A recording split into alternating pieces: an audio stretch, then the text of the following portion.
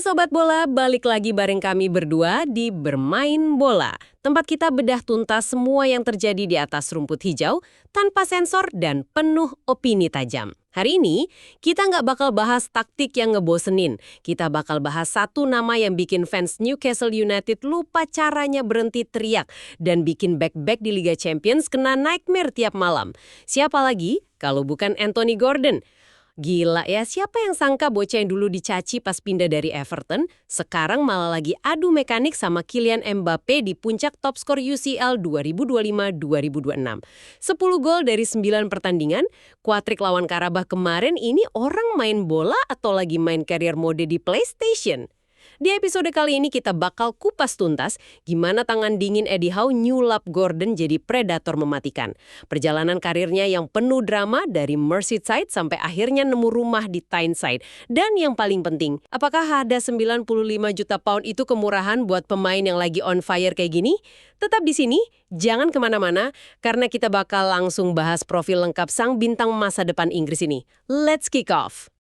Kalau kita mulai dengan laga melawan Karabakh kemarin, statistik yang ada di atas kertas itu jujur saja hampir sulit dipercayai. Bener-bener nggak masuk akal kan? Sangat. Menang 6-1 di markas lawan pada fase krusial kompetisi Eropa itu jarang sekali terjadi. Dan Gordon, dia adalah dalang utamanya. Oke, mari kita bedah ini. Buat kalian sobat bola yang mungkin kelewatan pertandingannya, mari kita reka ulang sejenak kekacauan yang dibikin Gordon di baku. Peluit baru ditiup, baru jalan 122 detik, bola udah bersarang di gawang. Dan itu langsung memecahkan rekor gol tercepat Newcastle di kompetisi ini. Nggak cuma berhenti di situ, menit 32 dia penalti. Menit 33 selang 1 menit doang dia robek gawang lagi dari open play. Terus menit 45 plus 1, penalti kedua. Hat-trick dalam waktu 33 menit.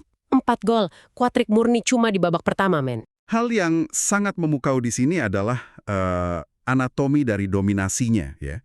Jika kita bedah menggunakan metrik expected goals atau XG, Nah, XG-nya sejomplang apa tuh? sangat masif. Dari total 5,48 XG milik Newcastle di laga itu, Gordon sendirian memborong 3,36.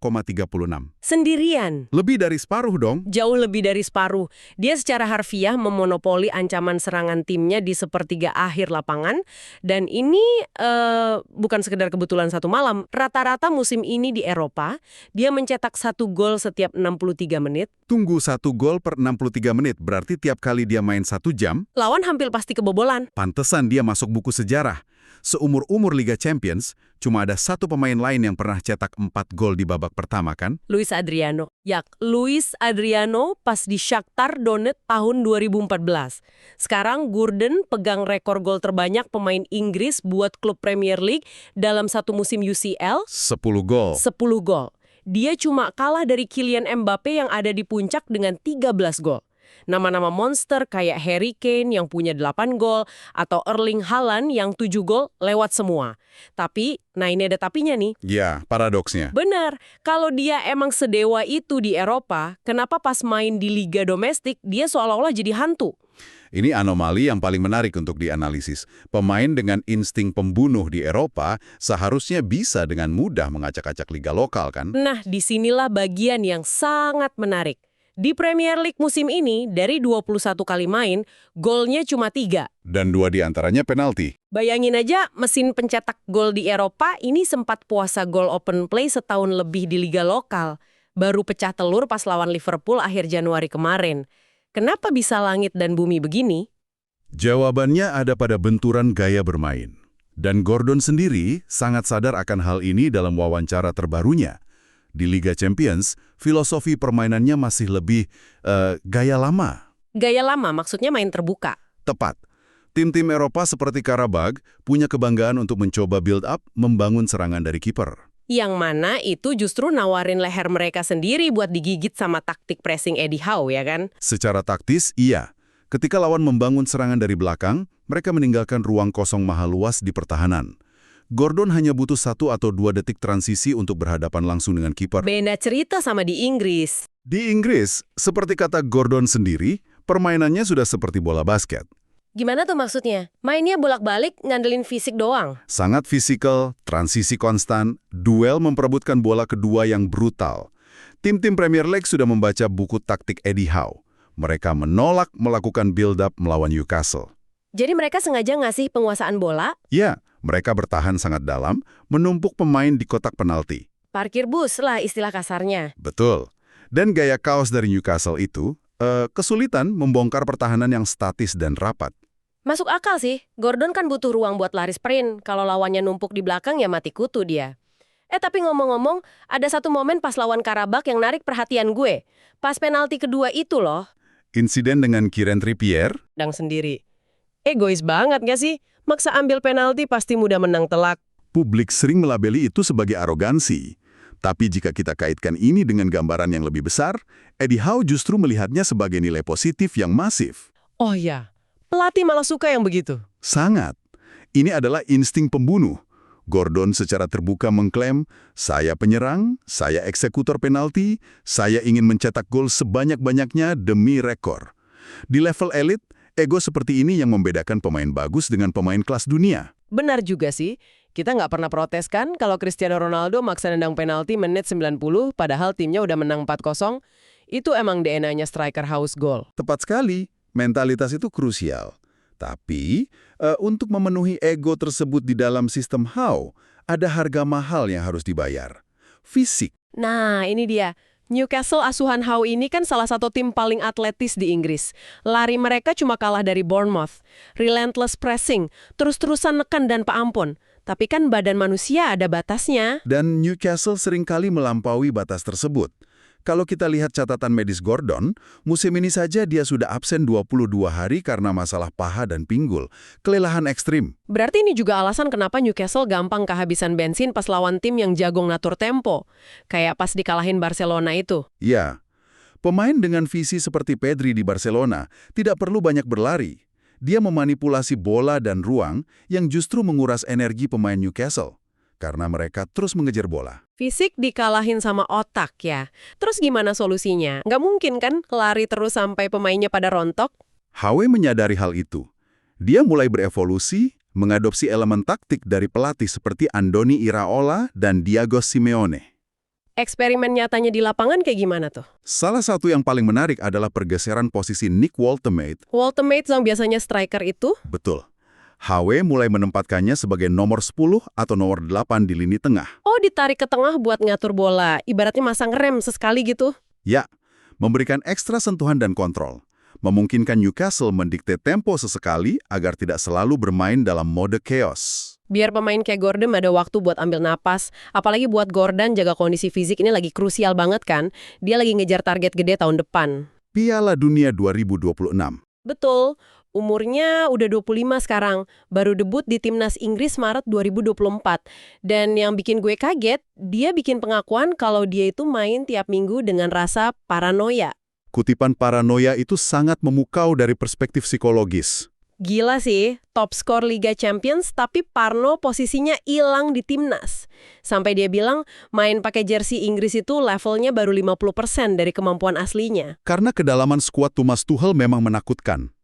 Gordon merasa posisinya tidak pernah aman, tapi dia menggunakan paranoia itu sebagai bahan bakar. Terbukti pas kualifikasi lawan Serbia yang menang 5-0 itu ya. 3 tembakan tepat sasaran, berlari ke segala arah. Tuchel sangat memuji intensitas lari dan serangan vertikalnya. Tapi tetap aja saingannya bikin pusing.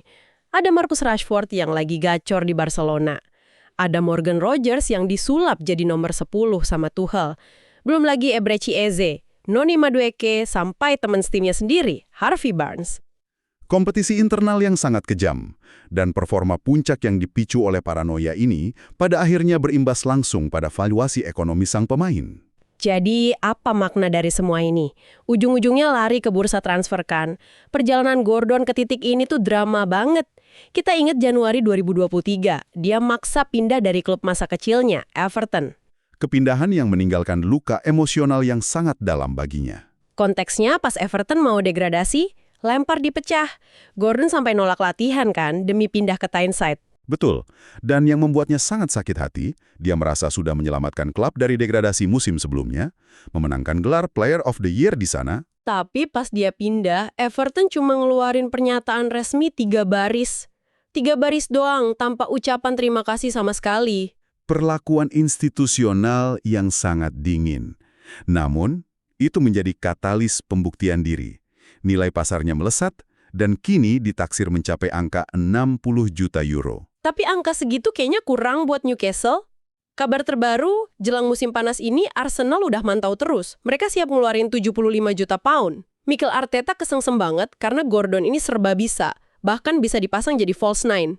Ya, versatilitas taktis yang sangat berharga. Tapi Newcastle menolak angka itu. Mereka mematok harga 95 juta pound. Gila, hampir 100 juta pounds. Pemain seumur Gordon dengan rumor sebesar ini bisa hancur mentalnya kalau nggak kuat. Dan fakta mengejutkannya, Gordon pernah mengalami kehancuran mental itu pada musim panas 2024. Pas dia gagal bersinar di Euro itu. Bukan hanya karena Euro. Di saat yang sama, ia nyaris dijual ke Liverpool karena aturan Profit and Sustainability Rules atau PSR. Oh, aturan keuangan liga yang maksa klub ngejual pemain biar neracanya sehat? Tepat.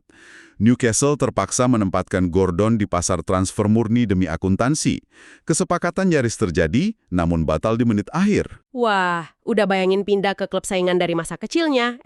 Batal. Gordon secara terbuka mengaku memproses perpindahan yang batal itu sangat menghancurkan fokusnya. Trauma mental. Oleh karena itu, kini ia bereaksi berbeda terhadap rumor Arsenal. Dia jadi apatis ya? Ya, dia memilih tidak mau mendengar soal rumor apapun. Fokus pada masa depan yang tak pasti hanya akan merusak performanya hari ini.